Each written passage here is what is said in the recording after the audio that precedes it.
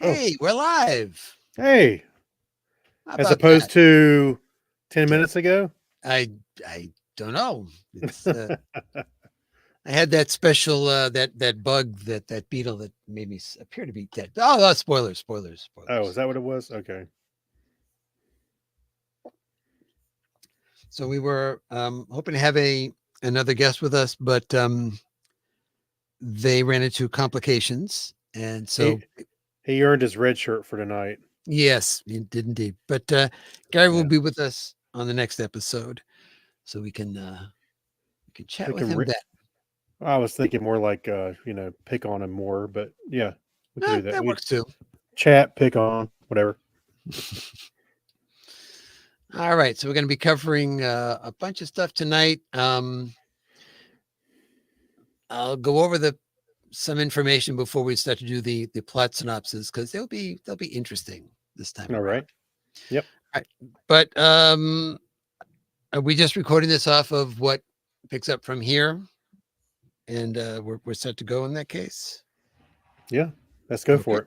All right, let's do it. Let me get myself back up to the top here as I try to run the board and run off at the mouth at the same time. It's amazing. That's right.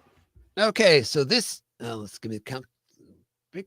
5, 4, 3, 2. This is the topic is Trek, episode 170 for Friday, October 25th, 2024. Coming up in this episode, surprise announcements from New York. Evil Boimler, except he's nice. An unexpected tribute to the animated series. All that and more right now on the topic is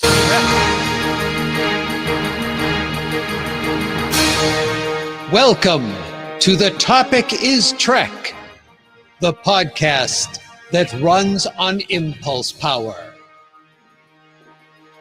Join us for a journey where no show has gone before. If it has to do with Star Trek, there's a good chance we'll talk about it. Sooner or later, because on this show, the topic is Trek. Engage already.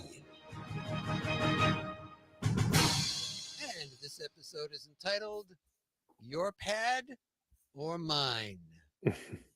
We'll get into that as well a little bit later in the episode. Well, good podcast to you all. I'm not sure exactly what kind of a greeting that is, but let's go with that. Good podcast to all of you. My name is Clinton. I am one of your co-hosts here on The Topic is Trek. And as I always say, in order to be a co-host, I have to have other hosts. Now, the past couple of episodes, we've had Mr. Chuck Tomasi. Playing the part of Mr. Craig Stepp in this episode, beaming in from parts unknown, is Mr. Craig Stepp. Let me see if I've got a transporter to get him in here. Hold on a second.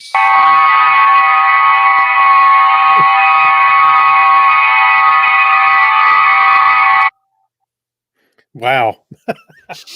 I figured I don't know how long that goes, so I I stopped it. know. I am Spartacus. Oh, that's the hip new catchphrase. Yeah. Very specific, very specific. Again, you always, I think you always you hone in on the specific stuff, and I'm not quite sure that's. But Okay.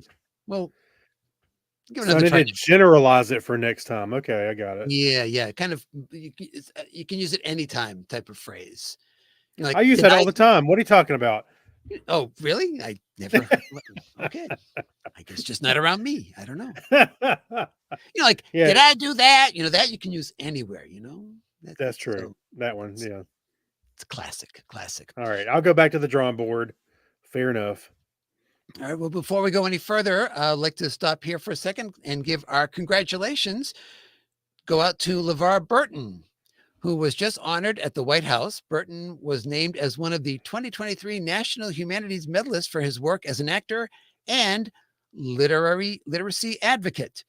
Very He nice. was in some good company. Some of the other 2022-23 National Medal of Arts and Medal of Humanities recipients included the Country Music Hall of Fame and Museum, Missy Elliott, Eva Longoria, Ken Burns, Spike Lee, Queen Latifah, and Steven Spielberg. Wow. How about that? By the way, this year marks the second time that a Trek actor has been honored at the White House. In May, Michelle Yeoh was awarded the Presidential Medal of Freedom. That's right. I forgot about that. That's right. So excellent, excellent, excellent. Well, we're going to talk about 2 episodes of Star Trek tonight. They are brand new rather than something that released back in July. Matter of fact, they came out the day we're recording. So it's kind of scrambling when we've got 2 episodes to deal Yeah. with. But the train is rolling now. We've got new episodes, so we're trying to get through them while they're fresh, while they're hot Hey, this time around. why can't they make the release date Wednesday, before we record this? I've asked that question of Alex. Of course, he's never returned any of my calls or anything like that. So I don't really I'm know. I'm surprised. I What? am. Me too. Yeah, we're Yeah. like this, so I don't know. Yeah. Yeah. You're like this. He's going away. Yes. All right. But it's good to have some new Trek on once again. And we're Yep. also going to give some news. As I mentioned up front, some of the news will be out of New York Comic Con. So we want to. We've got a lot of things to cover there. At least in part. There was so much that happened there that it's kind of hard to cover all of it, but we will cover some of it. All right, Right. but it's time right now to go out on our first main mission with an appropriate sound effect. And since I have a limited selection, let's just go with this. There we go. That was when you were playing around on the bridge. You were just hitting the buttons. Yeah, pretty Yeah. much. Pretty much. All right. All right. All So, right. Craig, why don't you start us off? Okay. So I've been excited about this. We're finally here. Star Trek Lower Decks, Season 5, Episode 1, Dos Cerritos, written by Aaron Burdett and directed by Megan Lloyd. I started to read any background info on writers, but I won't do that. You have to fill in your own. That's right. So the plot synopsis: in disguise, Tendi charms a wealthy merchant on board his vessel. She gains access to the ship's controls, allowing the rest of her crew aboard. They take the valuables, but Tendi draws the line at killing anyone. So let me stop you here Sure. because so we're gonna the plot synopsis are kind of unedited this time around, so they run a bit long. I think what we might want to do is if something strikes us during the course of reading through the plot synopsis, feel free to stop. I think we can, it might be easier to just handle it. And I've broken up. Okay. We'll shift back and forth on because they are long. So after a certain point, I'll pick up from you on that. Okay. All right. So where did I leave off? So on board the Cerritos, Boimler learns he's not one of Fleet's magazine's 30 officers under 30 of their life, 30% of their, or even the 15 honorable mentions. Yeah, I had to read that fine print, because you have 30, 30 under 30, they said, 30, yeah. and then you read it's 30% of their lifespan. I did not catch that. That's pretty funny.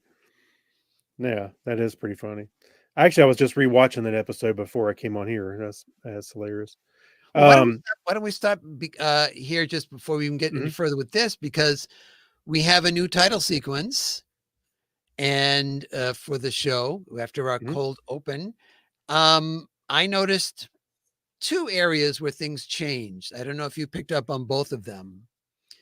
Obviously, the battle has been beefed up some. I think we've all said that it's going to end up being the whole screen's going to be taken up with every anomaly and or enemy that you've ever seen in Star Trek, Mhm. and it's pretty much is. We even saw the green hand come in and Right. grab the cube.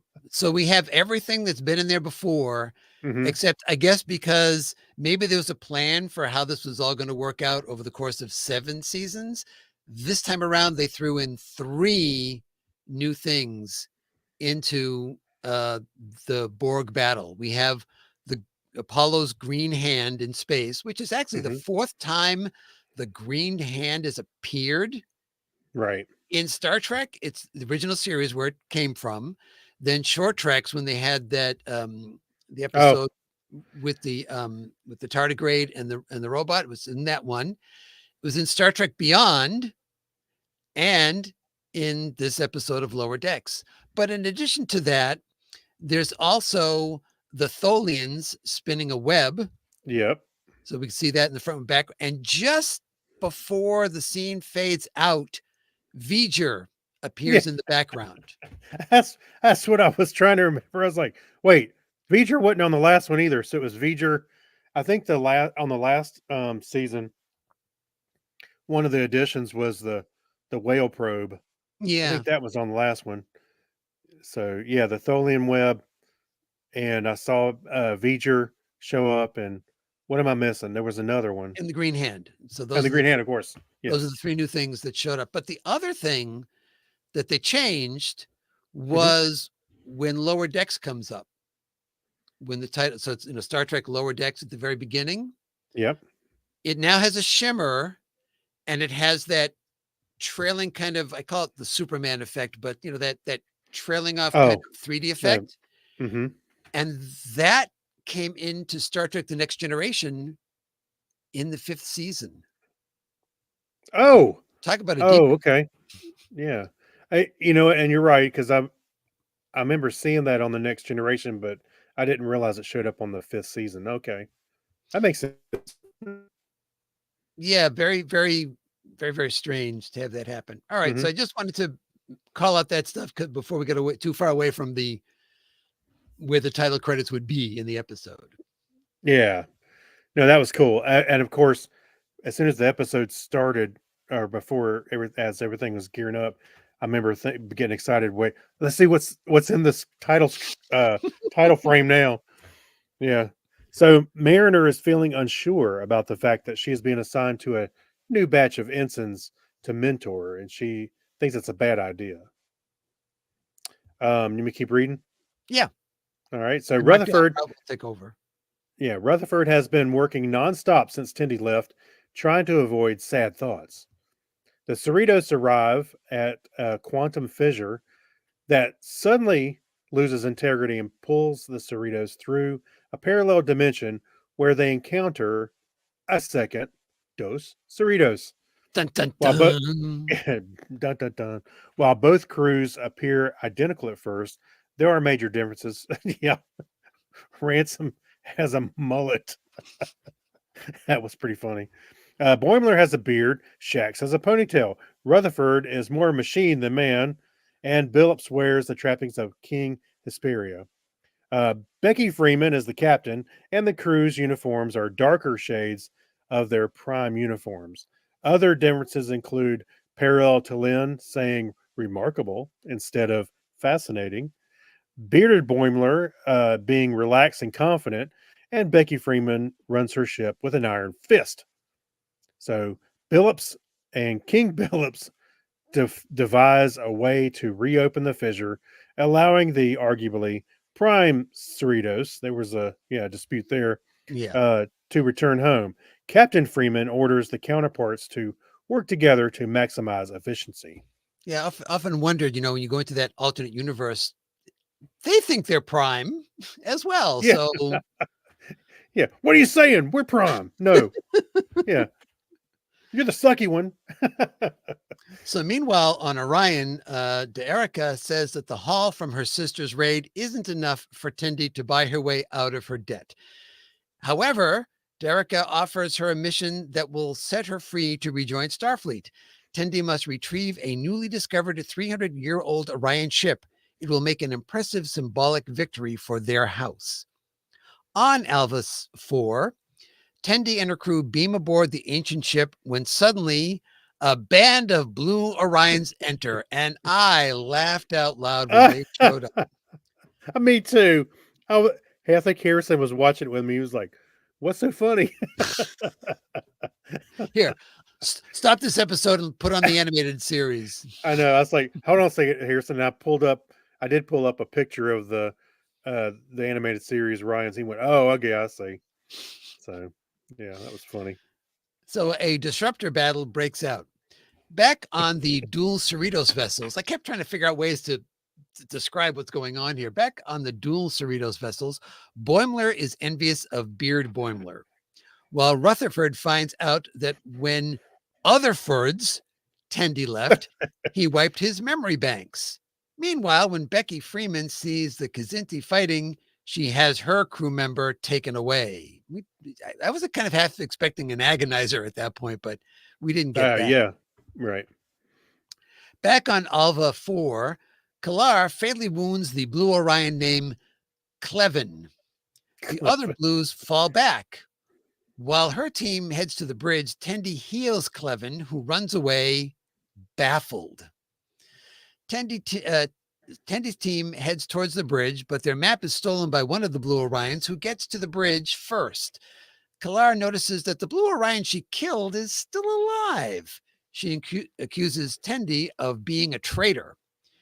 Fending off an attack by her crew, Tendi explains her code of non-lethal pirating. Her crew feels this will ruin their chances of becoming powerful like Tendi, so they can pursue their dreams. Tendi promises to help them as long as they stop killing everyone. Mm-hmm. On board the Cerritos ships, the teams test the pulse, but it fails.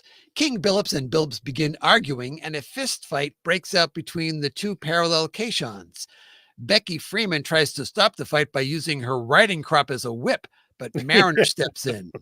It's like, wow, harsh. I know, right? Yeah. I think she's take a lesson from, Star Trek 2 there, Star Trek 3. Prime Caisson accepts time in the brig for the fight.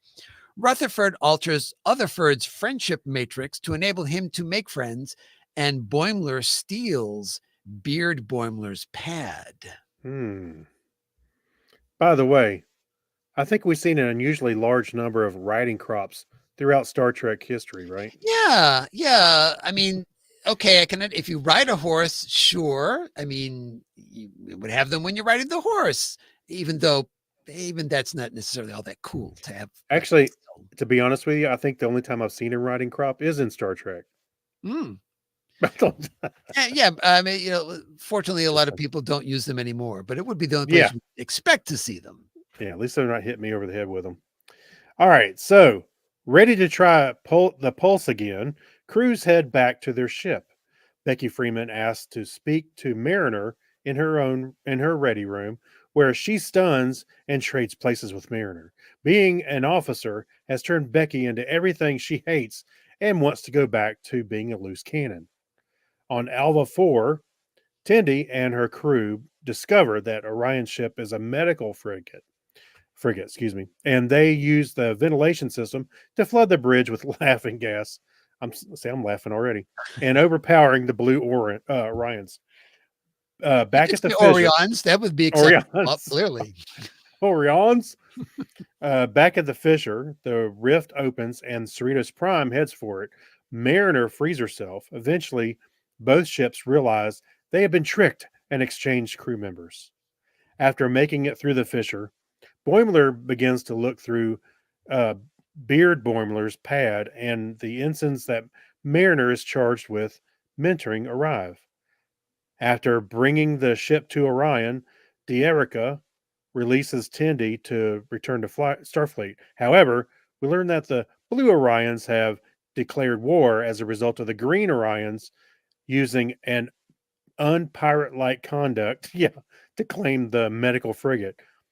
Tendi decides to stay and clean up the mess she has made. So one of the things that I'm wondering about are these ensigns that Mariner is charged with being the mentor of. We don't really see them except, coming into the lounge. Yep. But they're referenced, and I'm just wondering, are we going to see them a bit more throughout the season? I would think by, maybe by the end of the first episode, we'd at least know a little bit about them. So I'm not sure about that, but they made a point of talking about this as something that she's not looking forward to, but she's going to try to deal with it. And I don't know. I also noticed one of the things that in the episode when they're first looking at the fissure, T'Lyn comments that they've been appearing like with increased frequency, like erratic increased frequency or something like that, or abnormal increased frequency. Yeah. That also stood out to me as, why is that? Well, even Mariner remember she goes, "Oh, this is like the third one we've seen this month," or whatever the time Right. frame was. But it's so yeah, I totally understand that. I don't know. I wonder if that's also going to be something ongoing throughout the season. It just really stood out to me. And we also learned out that what happened to Captain Freeman in the other universe. She's now on Starbase 80. Dun dun dun. That's the worst one. The worst one. And we've seen inside of Starbase 80, and I think we can all agree it is the worst one. But Oh we yeah, don't that's know pretty bad. we don't know what she did to get herself there. No, we don't. So I don't know that we will. I have a No, feeling that yeah, they've moved on from that now. But yeah. Now, watching the New York Comic Con panel, they were they're mostly careful about what they said for the season. However, it was interesting because they're trying to be very cautious about what they're saying, and they keep looking over at Mike McMahon because it was Eugene and okay, basically say it was Rutherford, Tendi, Mariner, and Boimler, mhm. the actors. But so they're trying to not say things, and they look over at Mike McMahon. He says, "The show's over. I'm not your boss anymore. You can. I can't stop you from saying anything. Before I could, but I can't now." And even so, they kind of restrained themselves. I guess after that many years, they kind of not gonna. But well, they got unreleased episodes. I would imagine they would look for guidance to. I mean, what they could do is start spewing every spoiler. yeah, but we did find out a few things. One of the things that I was putting into the notes here is Jack Quaid referred to the other Boimler as Beard Boimler. Yeah. And he also indicated what we'll see a bit more of in the next episode, that this pad that he steals is going to figure very heavily Hmm. into Boimler's journey this season. Well, in there is this episode. something. It makes sense because there is something in the next episode we can talk about in a little bit that kind of leads into that. Right. And I mean, every single thing that Beard Boimler did in its entire life is not going to be on the pad, but some No. things will be there. And Hmm. the thing is that Boimler just really doesn't take things at face value, and he kind of reads too much into them or doesn't read enough into them. It really depends. So I don't think this is Right. going to go horribly wrong Hmm. for him in that Right. regard. Probably. So now we have. I was very surprised when we had at the end of this episode that um, Tendi was about to head back to the Cerritos. We figured that was going to happen Hmm. in the season. And then we get this out of left field that the Blue Orions or Orions have declared war. Right. And I felt like it was a very Packlet type of thing. Well, they didn't do the fair thing when they did this stupid thing. They Hmm. saved one of us, and then they used this laughing gas, and it was embarrassing or something. Well, Um, it was Orion technology, though. it was, and Yeah. and Tindy was very quick to point that out. And I don't think it's really going to make much of a difference. Hmm. But the episode really had a lot going on in it. I thought that the episodes we had just gone through of Prodigy were very dense with stuff. Oh, And this one seemed to be almost as dense with stuff, which is, why one of the reasons that the synopsis was so long. I kept well, trying to pare it down.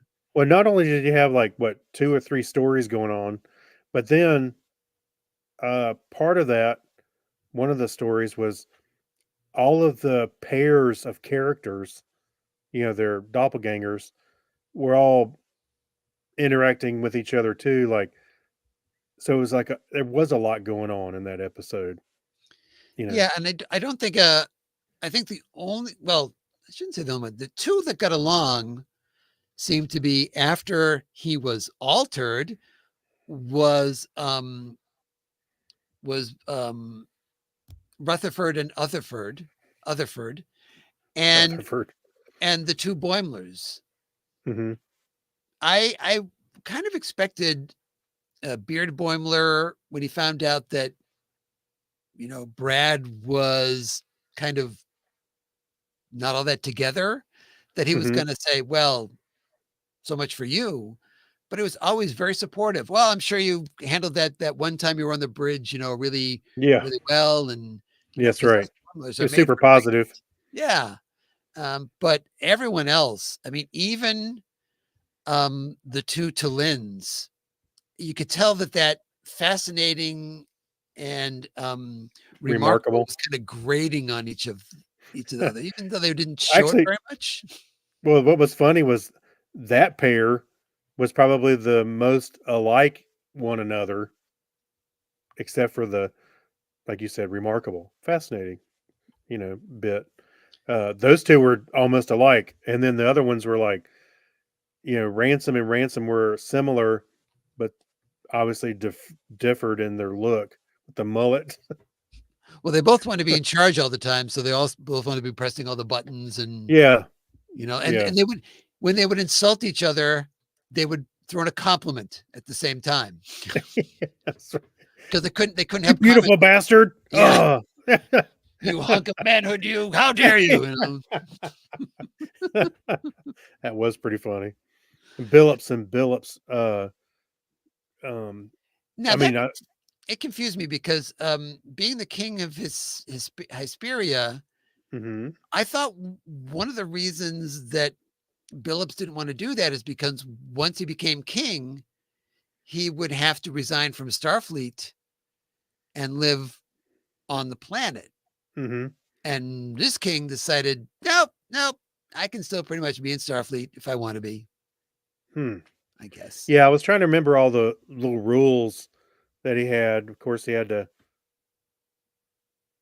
There's obviously a way for him to become king, but I Yes. couldn't remember what the rules were after that. So yeah.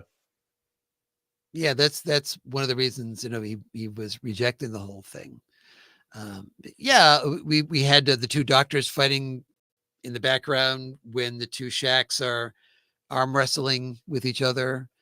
Just a lot of background stuff in the episode. Little things here or there. Definitely worth another watch. Just to go back and check for the Oh, little details. by the way, by the way, I'm rewinding all the way back to the very beginning when they had the collector was there and Tindy was on his ship, and then one of the Orions wanted that band that was wrapping around his head and going in his nose, and she's like, "I just want the band. I really always wanted one of these." Okay, fine. And then they cut to the outside of the ship. You can hear him going, "Oh, oh no!" He said, "It's prescription." Yeah. Prescription what? That's what I want to know. Yeah, it won't do you any good. It's prescription. It's like, All wow. right. So how are we going to? What are we going to rate this one on? We've got several different. Cerritos. Oh my goodness. Okay. Well, Yeah, we've got two. We might as well go all the way up to 10. that's right. All right. You start off on the scale of 1 to 10 Cerritos. What do you rate this one? Uh, I think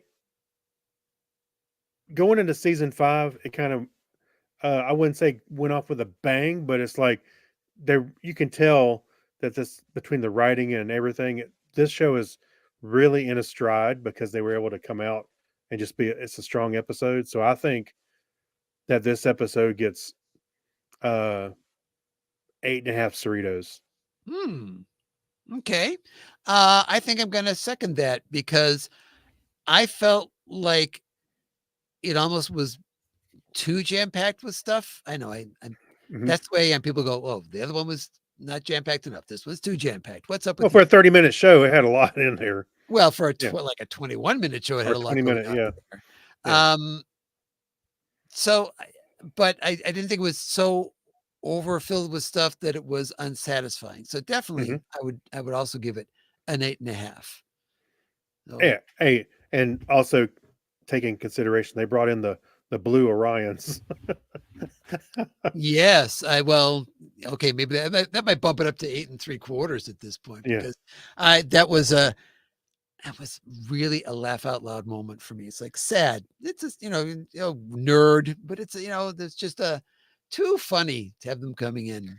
Now, if I see those Blue Orions show up in live action, that'll just be too much. Well, they're canon now, so they can. Yeah, right. Yeah. All right. Well, let's move on to to Subspace Chatter. But of course, in order to do Subspace Chatter, I have to check in. And looks like we've got good Charlie here. Sure thing, friend. I love Subspace Chatter. Let's get going. All right, Charlie says to get going with Subspace Chatter. Let's do it. And so New York Comic Con is now in the rearview mirror. And there was a lot of announcements. Let's focus on a few of the highlights from the Star Trek Universe panel, as well as the show floor and beyond. All right. So during the Section 31 segment of the Star Trek Universe panel, several cast members, as well as director Alatande Asunami. Did I say that right? Osunsami. All right. We're on stage, and Michelle Yeoh joined via satellite feed from Prague, where she is currently filming the Blade Runner 2099 series for Amazon. The Section 31 streaming movie event has also finally been given a premiere date, and it'll arrive on Paramount Plus on Friday, January 24th. So each of the leads character posters were revealed during the panel, and we learned a little bit more about some of the team. So Michelle Yeoh as Emperor Philippa Georgiou. Need we say more? Amari Hardwick as Alok. He's probably human. Alok pulled together the band of misfits and outcasts that we see in the movie. He is also in some need to make Georgiou pay for the price of things she has done in the past. So Sam Richardson as Quasi, chameleoid shapeshifter, twisted shapeshifter sister. Yes, the shapeshifter, the same species played by Iman in Star Trek VI: The Undiscovered Country. Undiscovered Country, one of my favorite movies. Casey Roll as Rachel Garrett. Roll says that Garrick is obviously a good fit to be in Starfleet, but this story is a journey where we see if that commitment wavers at all. So, Huberly Gonzalez as Mel. Also, although she may be playing a Deltan, we really don't know anything about her character. So, Sven Rygrok as Fuzz, another mystery character. His makeup and smile suggest he is a Romulan, but perhaps he's a Vulcan or something, another cousin of the Vulcan, lineage. Just a cousin on the second side. Yeah. Yeah. So Robert Kaczynski as Zeph, probably human, the muscle of the gang of misfits. He takes his orders from Alok. So Krasinski is a huge Star Trek fan. So he fielded a fan question about the whole concept of reconciling Section 31 with Gene Roddenberry's vision of the future. So let's hear what he had to say. Okay, let's see if we can play that clip. When the idea of a Section 31 movie first appeared, I was like, nah. We all hate the idea of Section 31. Nobody wants Section 31 to exist, even when it appeared with Will Sadler. The idea, we were presented with a universe where we had moved beyond the need for Section 31. Right. That was the whole point, that we had finally transcended all the things that are holding us down today and evolved to a point where Section 31 didn't exist. And then Deep Space Nine happened. And in the pale moonlight, the Maquis and Sisko says my favorite line in Star Trek. He says, it's easy to be a saint in paradise. Now, when you expand the universe into something more realistic, the simple truth of the matter is the Federation can only exist if a Section 31 exists. Yeah, baby. Now, what we can do is we can take it from being a nefarious organization to humanizing it and actually showing the need for it. but showing on the frontier where the Federation doesn't already exist, there is the need for somebody to roll up their sleeves and live in the gray areas. So the pushback that I always felt and that I always saw for Section 31 even existing, that's what we're actually trying to make here. We're trying to show that the extended Star Trek universe, actually Section 31 is an integral part of it as the Federation in its entirety is. And I think that that idea, what we're doing of expanding the morality and the extended universe of Star Trek, I think that's what you're going to really, really love. So we learned All right. more from him talking than we've learned anything else about what's going on in the Section 31 movie. Actually, it sounds like he's got a pretty good grasp on the concept, so I think that's pretty interesting. Oh yeah, he was nerding out on the panel. He's a very long time Star Trek fan. Matter of fact, he said he grew up on the Star Trek, the original series movies, Mhm. and then from there forward, from Star Trek: The Next Generation. And he says he's been in a lot of franchises, but he never even thought it would be possible to be in the Star Trek universe. So he was just like over the moon to Well, get this good. part. And so it's nice to always have one of those people in your cast who just, just all in on the thing. Yeah. Oh yeah. Well, I love that because it seems like, I mean, he's got a personal vested interest in making sure that he does his part. So yeah, I'm down with that. Yeah. Good luck to him. And we'll know don't have a countdown clock yet, but January 24th. The day before my birthday. Oh. There you go. There you go. Just for you. All right. Yeah. Next up. There's something to be said about the life of a voice actor. Since this Star Trek Universe panel was the first time Lower Decks leads Eugene Cordero, Noel Wells, Jack Quaid, and Tawny Newsome had all been together in person. Wow. Fans in the room got to see the first episode of season 5, and everyone online got a clip from the episode. Of course, if you're listening to this podcast, you've already seen the whole episode, or at least you just got through listening to us talk about it. That's right. Series creator Mike McMahon also revealed a bonus third season 5 poster by series poster creator Matt Ferguson. If you're listening to this podcast, this one mimics the look of the final theatrical poster for Star Trek V, The Final Frontier. McMahon stated that the poster contains spoilers if you look too closely at it, so proceed at your own risk. He particularly called out the giant Torg with the Klingon writing it at the center of the poster. So I didn't even look at it that close. Well, or I didn't see a big version of it to look at it that close, I should say. Yeah, so be sure to check that out if you want to. I couldn't make anything out that was a spoiler. I think it's after you've seen it, Yeah. and you go back and look at the poster, you go, that was that thing. But yeah. Oh, that thing. so we here at the Topic is Trek also tip our hats to Matt for all those TOS movie poster homages in his Lower Decks work.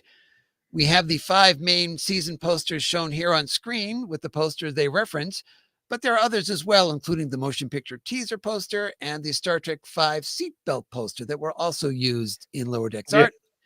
We don't get a commission for doing this, but we wanted to point out that you can buy limited edition art prints of those and other posters online at Vice Press. And we'll have a link to that in the show notes for episode 170, Your Pad or Mine, over at the Topic is Trek ding.com. Yeah. Don't have the ding on here. So Yeah. when asked if there were any future plans for Lower Decks, McMahon said that it would depend on a number of factors, including having the right story to tell. And obviously, season 5 is now streaming on Paramount Plus. Yeah, I saw a lot of speculation from some others on YouTube that were kind of reviewing the Lower Decks premieres. I say premieres because it's 2 episodes. And one guy was like, could that mean a movie? Could that mean, a different iteration of, Lower Decks, like Mid Decks? I don't know. Well, I'm just saying, or something, another series. You can always take anything anybody says at a panel at full face value, except sometimes they're lying. Witness Will Wheaton admitting he had to lie to people that he didn't know anything about being on Prodigy. I know. Yeah. But Mike McMahon did say that he's heard people say, oh, they've got something else planned. They're going to do other things. He says, trust me, no, This is nothing is in the works yet. We'd all love to be doing more of this, but there's nothing in the works at the moment. So I'm sure I don't think he said it this time around because he overemphasized it last time. But even though this is the final season, watch it. Maybe go back and watch the entire thing from the beginning again. Get those view counts up for the show if you want to see them maybe get greenlit to have a movie, something like that. Yeah, it's a great series. So I'll probably do that after we're done here with the season 5. Okay. Yeah. So while filming is still underway for season 1 of Starfleet Academy, most of the cast is currently in Toronto. However, Robert Picardo who is reprising his role as the emergency medical hologram, did appear on stage in New York. Alex Kurtzman and several of the young actors playing cadets were present via satellite feed. Now, we didn't learn anything new in terms of the storyline for the season, but Kurtzman was able to provide a few pieces of news. First, a new name has been added to the list of the cast for the season. Tatiana Maslany will be a recurring guest and star during season 1. And Maslany is known for her roles as Orphan Black and She-Hulk, Attorney at Law. So Kurtzman, who announced that Starfleet has been renewed by Paramount Plus for a second season already, but no official premiere date for season 1 was announced. And obviously, they're still deep into production on it because they were up there in Toronto. And of course, here's Robert Picardo saying that they're on the set and everybody's excited. You look at the set and it's no surprise. It's just the plank board on the back side of the set. You don't get to see any set. You just get to see wood. I guess say green screen. That's all. Well, no, because I don't know whether they were filming there, but they, what's it, the mega stage at the studios where the Starfleet Academy main set is like the biggest set that's ever been built for a Star Trek TV series. And keep in mind how big the Deep Space Nine set was, and this is bigger than that. So yeah, how big was that one? Well, I guess it's hard to quantify, but I know the Deep Space Nine one was big, but it was big. I mean, it did some forced perspective, and there were things that you reached the point where it was a print rather than an actual extension of the set. So you be careful about filming angles, otherwise that wouldn't seem quite right. You might end up being Wile E. Coyote running into the wall. Exactly. Bonk. You got to cut it before they hit the wall. They hit the wall. Right. All right. And finally, in panel news, speaking of no official premiere dates, during this Star Trek Strange New Worlds section of the panel, that's what we got. No official premiere date. We did, however, get a clip that appears to be the very first scene from the season 3 opener. The action picks up as Pike is staring at the view screen with Gorn fighters ships attacking the Enterprise. We'll have a link to the clip over in the show notes for episode 170, Your Pad or Mine, ding, over at the top of Trek.com. Present on stage were cast members Carol Kane and Ethan Peck, as well as co-showrunners Akiva Goldsman and Henry Alonso Myers. Kane gave out a small spoiler by saying that you will see something that has to do with, quote, ancient telephones, Atari, Andy Warhol, and Pelias quarters, which are very interesting, Carol said. They're all together in a room, everything. There. Everything. It's all that stuff that used to be in that used, but she brought it all with her. Well, we saw a bunch of that stuff being taken away from her. So that's right. More stuff? I don't know. Yeah, right. Myers also announced that actor Rhys Darby will be playing a legacy Star Trek character during season 3. Darby is best known for his roles in What We Do in the Shadows and Our Flag Means Death, as well as Flight of the Conchords.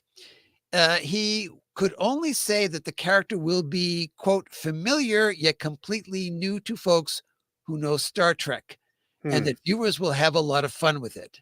Now, speculation has run wild about what part he's playing. We've got Trelane, Mhm. we've got Dr. Boyce, we've got different aliens.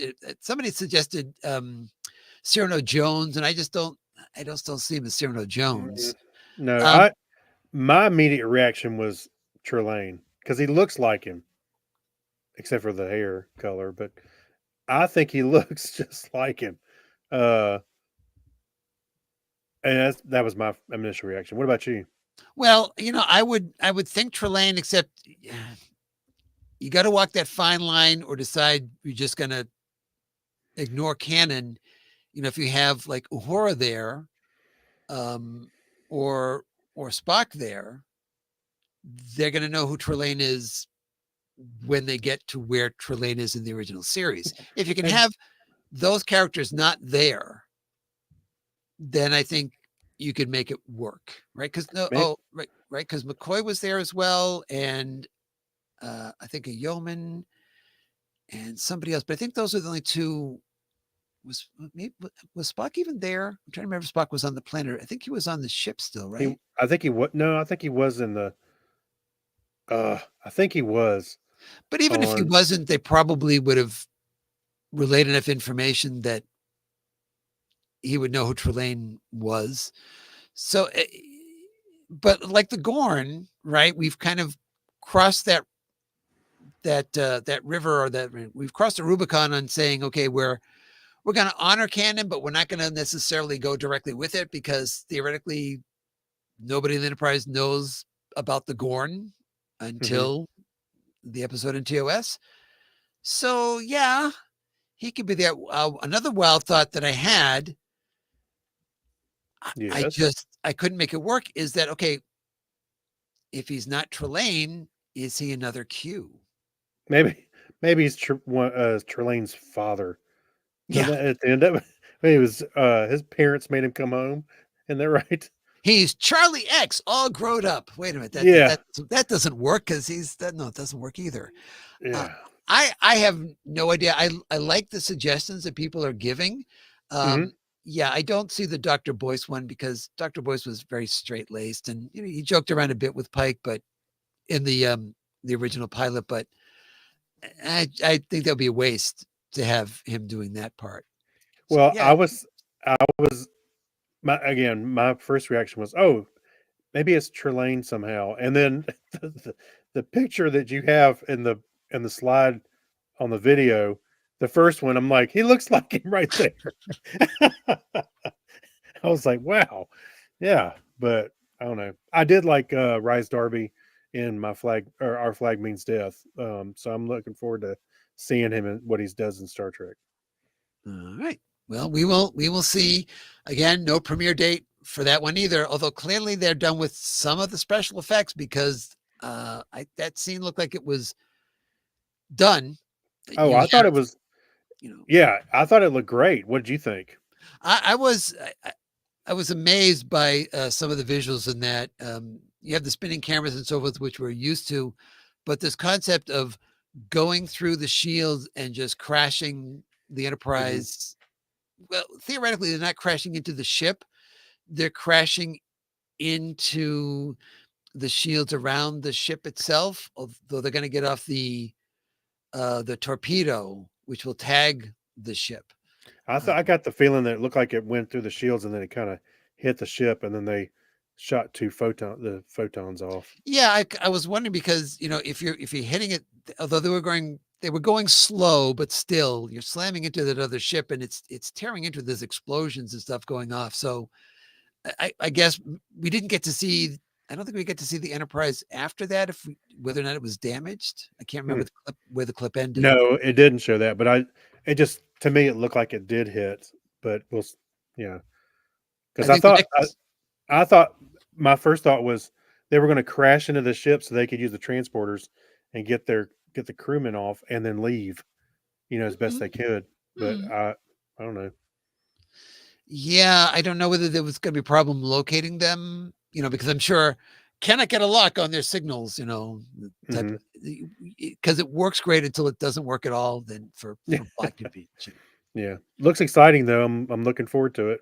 It does. It does. Mhm. And it was a long time between filming the end of the last season and the beginning of this season. Mhm. And Ethan Peck said apparently everyone was concerned that they were not going to be at the same level because it'd been like over a year between them. And, Oh, it's like, and so he said, we're all worrying about it. He says, as soon as I got my boots on, I went, oh, I was here yesterday. And just, yeah. they just went with it and ran with it. I'm sorry, but from what little bit I saw, it's like it looked like no days have passed. So I thought it was encouraging. Okay. So what else we got here, Craig? All right. So turning to other news, Clinton, out of Doo-doo-doo-doo. New, out of New York Comic Con, Fan Home, the subscription model service that is carrying on the job of making Star Trek diecast models, showed off a first few ships from the collection on the show floor. The models measure between 7 and 9 inches long, and with few larger models measuring around 11 inches. This is similar to the old Eagle Moss Standard and XL editions. Each ship comes with a 16-page magazine that profiles the ship in the Star Trek universe and explores the design process and exclusive art in brand new interviews with the production team. And I've Yeah. got one right here. Oh wait, that's not Star No, Trek. that's Hallmark. Completely different. That's So the right. Fan Home has announced their monthly release lineup through mid 2026. It will consist of ships from Picard, Strange New Worlds, Lower Decks, and Prodigy. Now, keep in mind, Fan Home is picking up the Eagle Moss line, so they are not going to produce the ships that Eagle Moss has already produced. This will be new things Right. out there. Now, for those of you watching the video, we have the entire list on screen. And so we list everything down, and we'll have a link in the show notes for how to see this list as well. But they're mainly featuring ships from Star Trek Picard. And then we have a few each from Strange New Worlds, Prodigy, and Lower Decks. Hmm. I thought it was interesting that the USS Prodigy is in there listed as from season 1. And I need to go back and look. I meant to do this before, to go back and look and see, is there a difference between the Prodigy that we have in season 1 and season 2, which is the same one, up until we get to the last episode and we see the new Prodigy ship, and I Hmm. can't tell if it is an identical ship or whether there are differences between it and the prototype, if you will. Yeah, we got to look at that a little closer because I nothing pops in my head, but there probably is a little bit. So then theoretically down the line, you will have then a USS Prodigy from season Hmm. 2 as well in there. Yeah. Now I don't know about you, but I'll be honest with you. I kind of want that. I like. I do like the design of that Enterprise F, where it has a very Enterprise E look. It's Mhm. kind of sleek. I did like that ship, and the Titan. So I may have to. Go in on a couple of these. Well, the collection is being sold as a monthly subscription service Imagine that. that launches this month with the USS Titan A from Star Trek Picard. The list price for the first ship is $44.95, and that includes Hmm. shipping. Subsequent ships will be priced at $55. In December, Fan Home will make the Titan A available to purchase individually, but for $64.99 plus $5 shipping.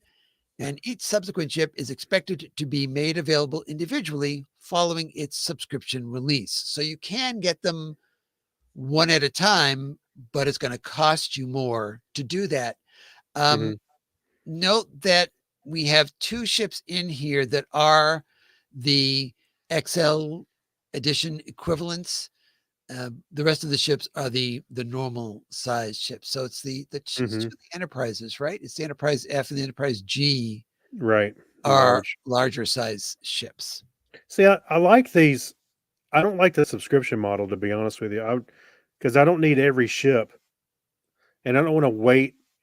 Each month or however long they release them. I'd like to go. Oh, I want this one and this one, this one, but it seems like 40 or $50 is a little much, don't you think? Well, I mean, it's Because it's they are relative. they're small runs, really. It's Mhm. not they're not nothing they're going to mass produce. So you have a very limited supply that is very detailed. Each of the ships, also with the booklet that comes with it. I'm not trying to and then you get this and that, but I'm saying that I think that it's reasonably priced for what it is because the ships are fairly big. I mean, 7 to 9 inches and 11 inches. Now the bigger ships are a bit more, but still 7 to 9 inch ship that's really almost like a one of a kind type thing. They're not going to produce it again after they're done producing it. I don't believe. Right. And there's obviously a long lead time to get these things done. I figure one of the reasons why they're able to give us through was it May of 2026 is because it takes so long to get these things finalized that they probably have already committed Sure. to the one they're going to produce in May of 2026 and can say this is what will be out that month. Yeah. Well, So, I do like the look of them. I think they're very detailed, and I don't think I have any of the Eagle Moss ones. Do you? well, yeah, that's an Eagle Moss, right? The Enterprise, the NX Enterprise is an Eagle Moss, isn't it? Oh, yes, maybe it was. Yes, Yeah. maybe so. So there's one right there. Yeah, that was a good that one was really cool. So, no. Wait a minute, that's the ornament. That's the Eagle Moss one is the one that's over there. That's much larger. I'm gonna say I've got both of them. They're both shiny, so I was getting confused. Oh, I've got it kind of with this confused. So that there is the Eagle Moss one, and this was just to give you a sense of scale here for those of you watching. That's the Hallmark one. Yeah. So they're big and really detailed. And the nice thing is that they include stuff that you're not going to get that kind of thing on like the Hallmark ornaments. As nice as those are, they're not going to have, and they are nice, Yeah. when you compare, especially when you compare, because we bought when it came out, the very first ornament, the first Enterprise one that has all the blinky lights like all over it, just kind Oh, of yeah. placed it there. It's when you look at the other ones that they've done since then, it's Enterprise like that first ship. It's got Right. it's got all the pieces, but they're not in the right proportions. And so they've Mhm. even cleaned up their act, and that's why they kept, they've reissued the newer version of the classic TOS Enterprise because this one really is like the Enterprise Right. looked on the Yeah. show. Now, I know I put it up here a couple times, but I think you ordered it as well. But the NSEA Protector, Mhm. that was I thought that was interesting that along with Hallmark, they were the Star Trek ships, they were kind of lumping this in there with them, when they're on the website. Well, if you'll recall, and I don't know what's happened to this, we covered a story a while ago where Mhm. Paramount Plus was attempting to do a Galaxy Quest series. Yes. And I don't know if that's gone by the wayside or whether that figured into why they produced this. I'm not Well, really I sure. also remember, wasn't it Star Trek Online? They had the Galaxy Quest, Mhm. The the crossover. Protector on there. Yep. Yeah, they had a crossover with that. So I'm like, I just thought it was interesting. Where is this coming from? Who's pushing? Oh, let's include it, with everything else. I also thought it was odd, given that Rachel Garrett is in Section 31, Mhm. that it wasn't the Enterprise C that they went with for Oh this yeah. year. Um, and that just may be a timing issue. Mhm. Well, we don't really know when you're going to release this movie, and so they just, they kind of factored it out of what they wanted. Look, people are going to get upset if we jump over B and go to C. So let's do B, and then we can do C Mhm. later on. Yeah. Oh, Oh. no, I'm curious to see what her character has to say. And finally, I don't have any visuals for this, which is a shame. Mhm. Just kind of ran out of time on this, but the company Nacelle has announced that they are going to be producing some more figures for Star Trek figures. All of a sudden, great. I'm getting all these capture things going on here. So I can't even show you the Oh, yeah. picture. I can't even read the article myself. But they are doing a whole series of figures you wouldn't normally see as little action figures. We're going to get Peter Preston, Scotty's nephew from Star Trek 2, Yeah. in his engineering uniform. We're going to get Tuvix. We're going to get the Red Wait a Lady. minute. Wait a minute. Yep. For 1 second, I thought you said two Vicks. I was like, You know, oh, like not two. Vic Fontaine, another Vic. No, Tuvix. Actually, Tuvix. Is he gonna? One's in a tux, one's in a t-shirt, some jeans. Hey, kid. Yeah. Anything else we're going to get in here? We're getting I can't remember her. I think it's Valkyris. This is like a really deep cut because the woman, the female Klingon, who's on the ship that transmits the Genesis data to was it Korg ship, Christopher Lloyd, to his ship. She's in that one scene on that ship. She's getting in one of these action figures. I mean, these are ones you never expected to see. And I thought, well, good on. I wish I could get at this whole list. Well, good on you for doing that, because I'm sure there are people at the collectors going, "Oh, look, another Khan. Oh, look, another Picard." And you want to get some stuff, and they're soliciting. Oh, you're going to get a Mirror Archer in there. Oh, okay. Yeah. So they're soliciting people, saying, "Let us know what you want." And we can't guarantee we're going to produce it, but I'm thinking, what the heck? You might as well, because clearly these figures are like, I honestly never thought I'd see a Tuvix. I really didn't. I think when I saw that pop up during New York Comic Con, I remember thinking, wow, they really ran out of the other characters, didn't they? Start scraping the bottom of the barrel. Let's do Tuvix. Yeah, Tuvix. Well, no, do you collect the action figures?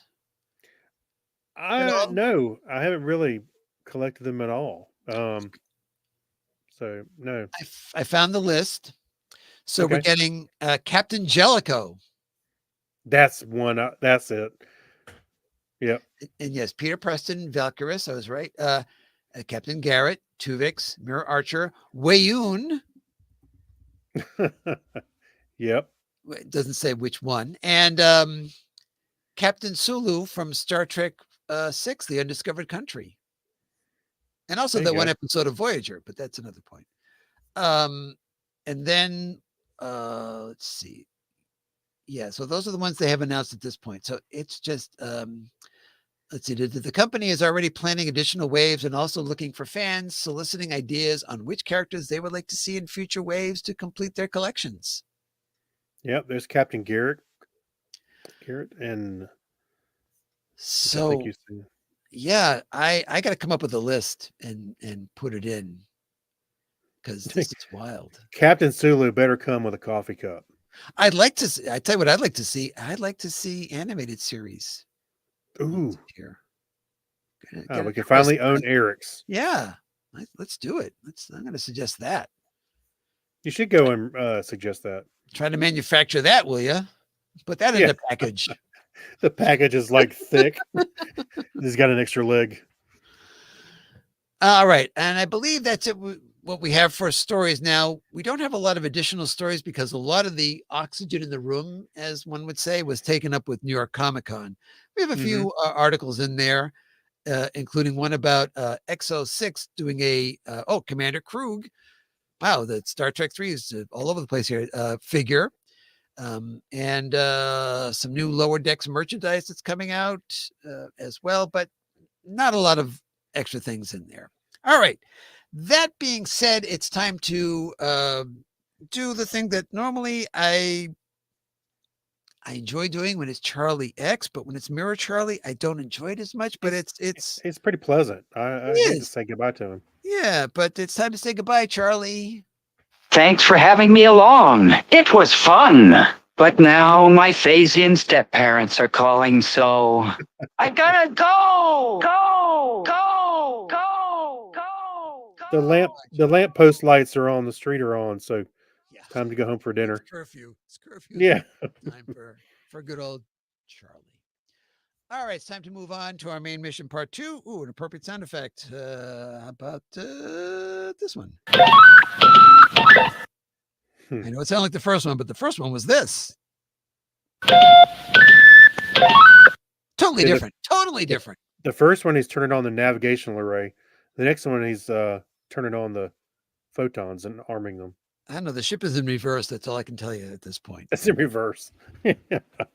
All right, so let's go out on this mission and talk about Star Trek Lower Decks, Season 5, Episode 2, Shades of Green, written by Keith Fogelsong and directed by Bob Suarez.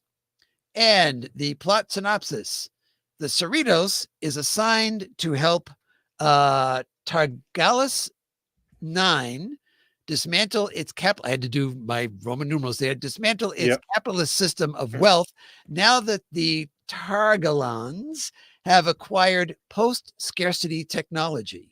Yeah.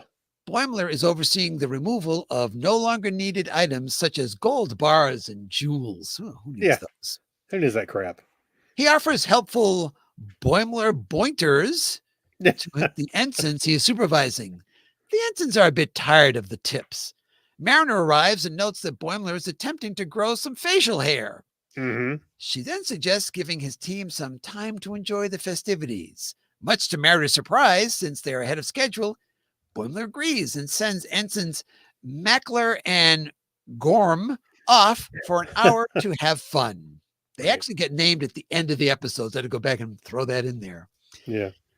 In their home on Orion, Tendi and Dearica are practicing battle strategies when Dearica finds herself having sharp pains, which she tries to dismiss as nothing. Tendi sneaks into Dearica's office and reads her log entries, finding out that Dearica is pregnant. Dun, dun, dun. Yes. On the Cerritos, T'Lyn arrives in the repair bay to have Rutherford assist her in her senior science officer training. She wants to know how to repair the Sequoia shuttle. He says he is currently busy working on a door. Just constantly working on this door. Independently, T'Lyn begins to attempt repairs on the shuttle without Rutherford's help. He freaks out and takes the repair job away from the Vulcan. Boimler and Mariner return at the end of the hour. The ensigns are not there. Boimler worries that they could be lost, dead, or worse still, taking advantage of his relaxed management style. For shame. Boimler does not want to inform Ransom. He goes to the designated rendezvous point to find them, to see if they're there. What they find is the ensigns being thrown into a van and kidnapped. Mariner does inform Ransom, who is not surprised. Factions not happy about the removal of capitalism and elitist terrorist cells are popping up everywhere. Boimler commandeers a hover car, when he's sitting on it the correct way, to chase the van. Right. No, the other way, you idiot.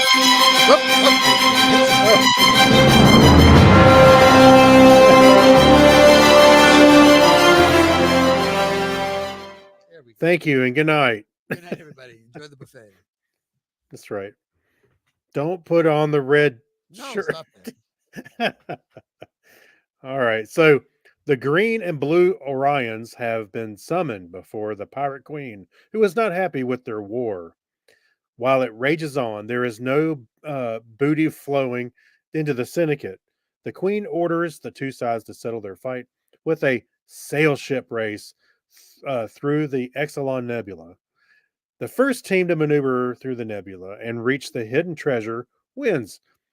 The losing house will be removed from the syndicate and their fortune given to the winner. Which Tindy. reminds me, Huh? Yeah. at this point, she specifically says that, like, you you go into the nebula and you find the hidden treasure and you win. But that's not how it works. You have to come back out with it because otherwise, the ending that we get doesn't exist. Right. Right? Okay. So Mhm. just kind of Yeah. weird. It stuck out at me as like weird. Anyway. Yeah, you're right. Yeah.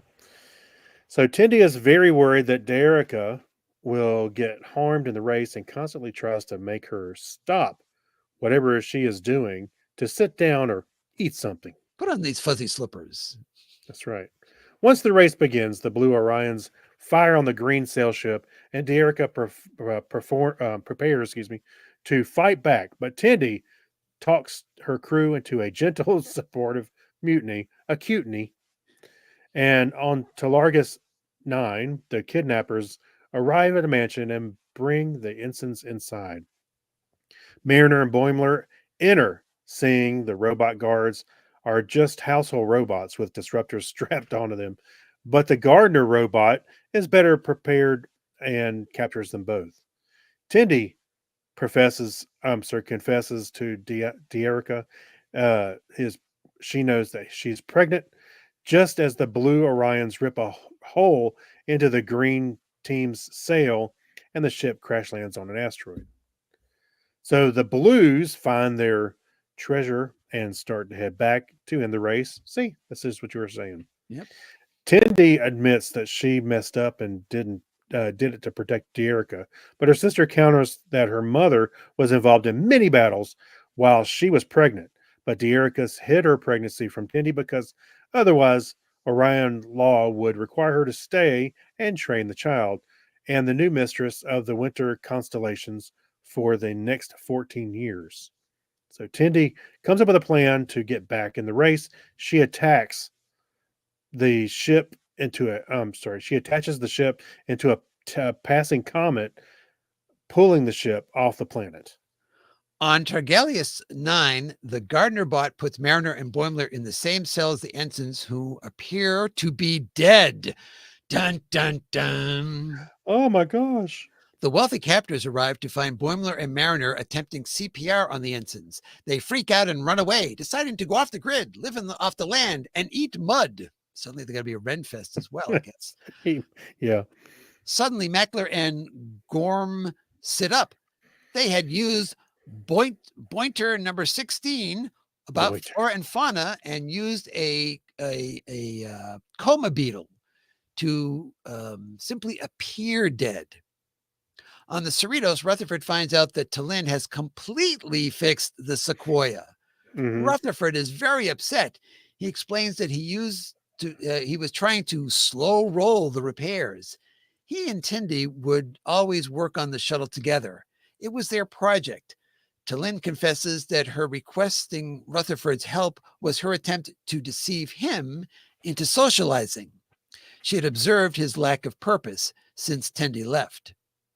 On Orion, Team Green catches up with Team Blue, boards their ship, and takes the treasure. Yay! But Tindy tosses it out and destroys it.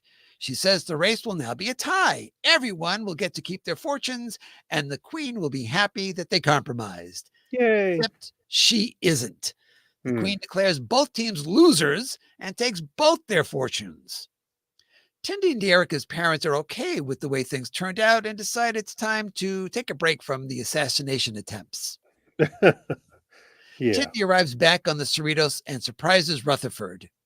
She can't wait to work on the shuttle. Rutherford tries to warn her. They walk in on T'Lyn, destroying the shuttle. Tindy is happy that now they can rebuild the whole thing again. Yeah. Boimler and Mariner arrive and talk about a long day of hauling treasure trash and getting kidnapped. Tindy goes, "What now?" And Captain Freeman offers the trash to Derica at Tindy's suggestion. So now they're wealthy again. They have the wealth of an entire world, which Pretty is much. Yeah. be a lot. Hey, one, I have to say, I thought it was funny until Lynn quickly removed the shuttle into pieces because I was thinking of that clip from Strange New Worlds where they turn into Vulcans and they go down and they're expecting it to be Oh, several days before they do their mission and they're like done in an hour. I like how she does a drop the mic moment because they come in, they see what has happened to the shuttle, and then Tindy's all happy they get to rebuild, and Rutherford says, "Oh, telling you did this on on purpose. It's Mhm. a gesture." And she's holding that thing, and without no expression changing on her face, she just drops the piece of metal on the floor like mic drop. That's Yeah, right. That's what I did. right. Yeah, it was pretty funny. So I don't know any other thoughts on this things happening because there was again a lot happening in this episode. Um, Yeah, there was a lot going on. You could see that. Well, we already knew that Rutherford was having a hard time losing his friend. Tindy to having her being away. Um, I don't know. There was a lot going on, but I did like the way it turned out at the end when they had the goal. Actually, I thought it was funny with Mariner and Boimler had no cash, no problem type yeah, T-shirts on. yep, yep. And I guess this planet figured out how to use make replicators. Well, So they said it's interesting that they phrased it. They said that it's now a member world, and they've acquired post scarcity technology. mhm. So that doesn't say the Federation gave it to them. It could very well be that the Ferengi came along and sold it to them now that they were members of the Federation or something. Yeah, Say, oh well, everybody in the Federation has these. Why would you want to deny them to this planet? And hands them over yeah. because I don't think that I don't see well, I don't know. Would you see the Federation saying that's one of the things you get as a perk of joining in the Federation is replicator technology? Um, I'm not sure you wouldn't, seems but I'm like not sure you would. I think this has come up before. I'm trying to remember if it was on lower decks before, but you gotta your society needs to achieve a certain level of technology, warp drive, before we make contact. So I'm not sure how at that point when you make first contact, how involved do you get? Do you just give them, oh, by the way, check this out, and give them a replicator? Uh, I'm not sure how that works. Seems like that seems like that would be a pretty big disruptor on a planet Well, society. it essentially, did the same thing on this planet that it did on Earth. Is like, well, now you don't have to be in, you don't have to want anything. You can just make it. Yeah, well, it seems like that it also flies in the face of the Prime Directive a little too much. But Even I'm not, though you already made first contact and everything, but I don't well, know. I'm wondering if it's a case of, well, we didn't at first, but we found out that every new world that joins, and the first thing they do, they go to some other planet, and the other planet has transporters and replicators, Hmm. and they say, "Hey, what about us?" Yeah. We were withholding that. We wanted you to help yourselves. Okay, fine, fine, fine. We'll I don't give it know. to them. Yeah. Yeah, because I'm not sure it's true on every single world that we see that is a Federation member that they necessarily have that technology either. So, Hmm. eh, my money then is on the Ferengi just selling it to them. What was that? Uh, it was one of the early seasons of Lower Decks where they were dropping off the supplies to that one planet, and the guy wanted to get. Remember, there was a couple, and they were like, he was like, "Oh, when they come, I'm gonna totally go with them. I'm gonna totally go with them," and and they were dropping off supplies. You'd think they would have given them a replicator by that point. Mm. Remember that? I remember the one where they were going to eat some species on the planet that they were like, and they said, well, no, whoa, we can give you this other thing instead. And they gave them replicators so that they would like taste exactly like, the Yeah. thing they eat. Right. So, well, maybe that's it. Maybe it's kind of it's a bargaining chip, and trying to get them to be on your side. It's well, okay, you're proving to be a very shy and discerning customer. I think Mhm. we can give you a little something extra. Let me go talk to my manager. I'll be right back. Yeah. Just don't replicate any weapons. Yeah, don't do anything crazy like that. Yeah. But to Lynn in these episodes is proving to be, more and more Spock-like all the time. Like, okay, I kind of get humans. I don't get them a lot, but I get them a little. I think she's fitting in a lot better than Spock did, Yeah, as far as relating. So, has more friends. well, yeah, that's true. Yeah. Well, that's true. Do you suspect at the end of we're now jumping ahead to the last episode, because she really was kind of on loan from the Vulcan exploratory, That's right. Yep. and I'm wondering if she didn't go back the first time she was able to go back. She turned that down. But I'm wondering if she goes back at the end of the season, or are we just writing that whole thing off that's just out of the cards? I have a feeling she'd stay. She's already stayed once. Yeah. Yeah. I don't think she'd want to leave again. That's my prediction. I don't think so. Yeah. We'll I'm not sure. I have a feeling that may come up again, but she'll want to stay. And I also wonder, given this season is trying to wrap up a whole bunch of things, are we going to see any more of Orion, or was going through, Tindy's arc in these 2 episodes, did that kind of say, okay, we're wrapped up. They're no longer members of the syndicate. They're now this independent thing. They're wealthy, but they're not going to be doing the same kinds of things necessarily. And we're finished with that. I hope that they're kind of finished with it, because there's only 10 episodes in here. So,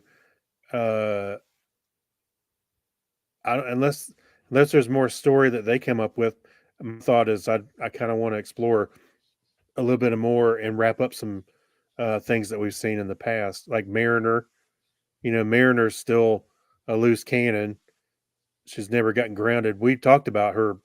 She's had very little, if no, character growth. She's barely this. She's just barely above where the character she was when we started. Yeah, we have Jared Cooper chiming in saying, I'm excited that Tani and Eugene will be on the cruise again this year. Well, next year, actually. Yeah, those two are funny together. Yeah, they were at DragonCon doing panels, and I got the chance to see one of those. Definitely a lot of fun interaction between them, as it was between all 4 of them when they were together for the first time ever at New York Comic Con, which it's hard to believe that the show is now over and done, and then they meet for the very first time. It's just like the crazy world of voice acting. Just hard to believe. By the way, Jared also says he's about to travel to Bogota, Colombia for 3 weeks. He's interested if he'll see a Lower Decks drop just like normal, here. Get a VPN. Yeah, I was gonna say, if you do that, then you should be fine. Just say that you're. This show is sponsored by Surfshark. No, I don't know. I'll just say whoever one of those ones. Yeah, NordVPN. Now I don't know if you may want to check out a VPN for something like that. Or, use the internet to see what the release get. See if you can find out what they released the first 2 episodes already. So, by the way, if you don't have a Paramount subscription, I know as of today, as we're recording this, I saw Lower Decks season 5, episode 1 on YouTube from Paramount Which they often do. They often will release the first episode of the season right away. And I have mixed feelings about that. I understand why they do it, because then you're intrigued, and or some cases maybe reminded because you've canceled Paramount Plus because there's no Star Trek on at the moment, and then they kind of like, oh, the best way to remind you that it's back on again and you should maybe subscribe again is by giving you an episode so you can see what's Yep. going on. Yeah. I was watching somebody's video today who's a cord cutter, and he was going over different stuff and talking about all the different plans you can get with, like, Walmart offers Paramount Plus, and Mhm. T-Mobile is Netflix and Hulu and so forth. And he said, well, I paid for Paramount Plus myself. Of course, I canceled it, but I just resubscribed because Lower Decks is on. And then as soon as Lower Decks is over, I'll be canceling that again, which is another argument to have more Trek on more often to stop that kind of behavior. But I do find other things to watch on Paramount Plus, so I generally keep it around. yeah, yeah. Frasier, you got new Frasier? New I don't know if you Frasier, watched new that. Frasier with Roz is back, so you got to check that out. Yeah. Sponsored by Paramount Plus, a mountain of entertainment in your home. All Right. right. Well, what are we going to rate this one on? Shades of Green. I don't know. Yeah, it's very confusing. We've got Shades of Green, and then we had the episode from near the end of Prodigy, which was Shades of Gray, and it's lots of shades going on here. Mhm. Okay, so Shades of Green, and I'm going to go first this time around. right. Okay, let's see. I'm just looking through my notes here about this one. I like that we wrapped up these stories. You can hear it coming, but I wasn't as impressed with it as I was with the first episode. So I'm going to downgrade this one to a 7.75. Oh, you're splitting them. I see. I want to go a little below 8, but not that much because I did enjoy it. But I'm going to go 7.75 on it. Yeah. You know what? I'm with you because I didn't like it as much as the first episode, but I did like how they got Tindy back on the Cerritos. I started to say Enterprise. Back on the Cerritos, with Rutherford and everybody. So, and I didn't want that to drag on too long. Mm-hmm. I figured an episode or two, and that's what we got. So, no, I liked it. But yeah, I'm gonna give it an 8. Okay. And so pretty much the same thing on those. So those are our opinions on it. You obviously have your own. And if we were to watch these episodes again at some point down the line, chances are our numbers would be different. Why would they be That's different? true. A different day, you feel different, or you know more about what happens later on in the season and you've got more context. You go, oh, that's a nice look forward at this thing that happens later on. And I like how they tied this in with that. And Yep. things Yeah. change. But at the moment, those are our ratings for those 2 episodes. All right. That said, it's time to refill the dilithium chamber and try to warp on out of here. You can find me, Clinton, at Comedy Forecast, all one word with the number 4. And I'm still struggling to get out my big story, and the year is coming to an end. But between all these episodes of Trek that we've been going through and everything else going on right now, it's been tough to get that script in good shape. So I'm going to be back to work on that tomorrow. Now that Back at Dusk in the office. Yep, pretty much back right here, sitting in the seat, working on that. And who speaks for you guys? He says inquisitively, as if he doesn't know. Well, I don't see Chuck, so I will. So you can find Chuck and myself at chuckchat.com/technorama, where right now our schedule's a little off because Chuck's got a lot of travel going on. But normally we record on Sunday nights, and we talk about tech, science, sci-fi, and all things geek. And both of us, both shows are coming up on 20 years next year. That is right. That is right. Yeah. How about that? I like to say my show's in the 20th season, but yeah, 19 plus years at the 19 plus. There's always a plus, 19 plus years at this point. And he's launching the Comedy Forecast Plus platform. You'll find, well, see, you won't find all the Comedy Forecast episodes because we have some of them over at Netflix right now. And they rotate a lot of the Star Trek movies at the moment. Remember how we got them all back? Now, like a lot of them are gone again. Yeah. But that's we've talked about this before and mixed feelings about it. One of them is that one of the ways Paramount makes money is by licensing out stuff, and Mhm. they license out these movies for other, you know, um, Part of me was wondering, at this point, and with all the Star Trek movies moved around to the streaming services, not only that, they've been available for a long time. They've been out for even longer time. Don't you think that it'd be like pretty much most people have seen them by now? well, you say that, but are you familiar with there are people that on YouTube watch movies for the first time, and I'm very surprised by some of the movies people have never seen. Mhm. And there are a number of people, I'm Yeah. guessing they're in late 20s, early 30s. I'm Okay. horrible at guessing that kind of thing, but around that age. Mhm. And a lot of them are watching the Star Trek movies for the first time. They Well, yeah, I mean, I know people well, we people are bad about having people, so their kids start the kids start growing up, and, yeah, so there's always somebody that hasn't seen it. I get that, just like oh, I to don't make think a it's deal. yeah, I Huh? don't think it's as much as like they're not going to get a premium price for it. Right, that's what I'm getting at, to shop it around and go, "Yeah, you know what? We'll take them over here at Amazon Prime." Uh, surely it's not a premium, thing at this point unless a It is a new premium thing. movie comes Don't out. call me Shirley. No, Yeah. yeah, I don't think so. But sometimes it's also if they do this the way they do movies for distribution in the theater. Sometimes it's or for not for theaters, but for television. You'll often get a package, and the package will be well, you want this one and this one, but it's part of a package, and you also get, and usually they have like a B list movie that they want to, have exposure and get Mhm. a little money back on. So they'll put those in there. I'm hoping that if those things happen, that Star Trek is on the A list part of the thing, not the B list Right. part of the thing, but you never Yeah. know. Yeah. Alright. Yeah. And I haven't done any Battle for Paramount Mountain stuff lately because there really isn't a lot going on at the moment. Thank God. We have to wait till a lot of these things settle Yeah.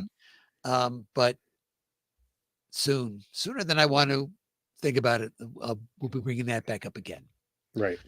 All right, so it's time to hit the theme, boys. Oh, that's me. Got to bring the volume back up, and let's try this thing that's going to sound very familiar because I played it earlier in the episode by mistake. If you like the show, please be sure to tell a friend about it and subscribe so you never miss an episode. We'd love to hear from you. Follow us on X at The Topic is Trek. Visit our Facebook page or call us at 816-TREKKER. That's 816-873-5537. Until next time, on behalf of Craig, the absent Chuck, and myself, I'm Clinton. Thanking you for listening. And as we always say here on The Topic is Trek, don't Put on the red shirt. shirt. Gary.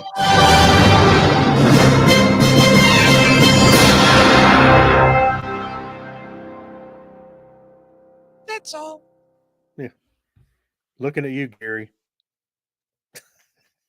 Red shirt. Yeah, Yeah, we made him put on the red shirt for not being able to do the episode. that's right. But we have to revive him. So hopefully he had one of those beetles with him, the coma beetles, and he just said, "Oh, I looked Yeah. dead, but I wasn't really dead." Right.